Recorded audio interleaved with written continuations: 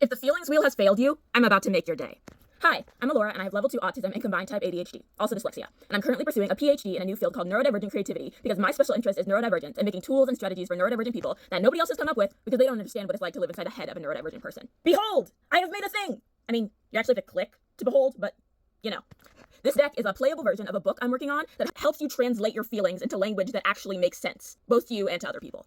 It combines science and metaphor to help you describe what you feel when you don't have the words for it.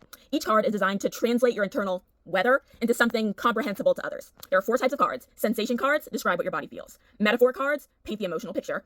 Metaphor builder cards help you develop the metaphor and make it more specific to how you feel. And finally, there are strategy cards, which offer practical comfort and emotional care and support for whatever you're feeling or whatever you're going through. You can pull one card to help you figure out what you're feeling in a day. You can combine them to make a map of your mood, or you can use them as journal prompts, conversation starters, or tools in therapy or creative endeavors. You can even spread them out on the floor and walk through them until you see one that feels right. It's based on a concept I'm developing called poetic interoception. So interoception is one of the senses that we all have in our body. It's the ability to be aware of what's happening inside your body, the same way proprioception is the ability to be aware of your position in space. Poetic interoception is a concept I've created to help neurodivergent people identify feelings in their body.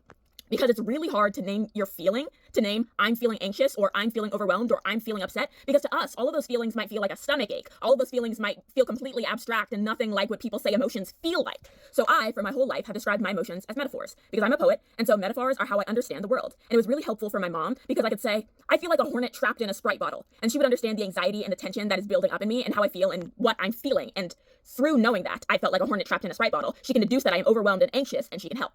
And that's the concept of poetic interoception. You use the tools of metaphor to describe your emotions in a way that actually makes sense to a neurodivergent brain and is comprehensible to a neurotypical brain. You use the tools of metaphor to describe your emotions in such a manner that you can communicate them to people whom you otherwise wouldn't be able to communicate your emotions to. You could say, my brain feels like it's windy and someone left the door open, which is understimulation. Or, I feel like a soup dumpling. I'm hot and overwhelmed, which is overstimulation. There are so many things you can feel. Like, you can feel like noodle soup. Like you have pieces of continuity, but nothing is exactly solid. Like you can form to the shape of your container. Like you're missing an ingredient. There are so many things you can describe your emotions as, and it's so much easier to say you feel like a weather event instead of saying, I'm anxious, because we can't identify that anxiety. And when you can identify your emotions, you can treat them. That's the best part. And there's a whole deck of solutions to the emotions you're feeling, and even more in the book. It's also a really great resource for teachers, therapists, and artists to help others. It was designed by me at Vanderbilt University. Go check it out.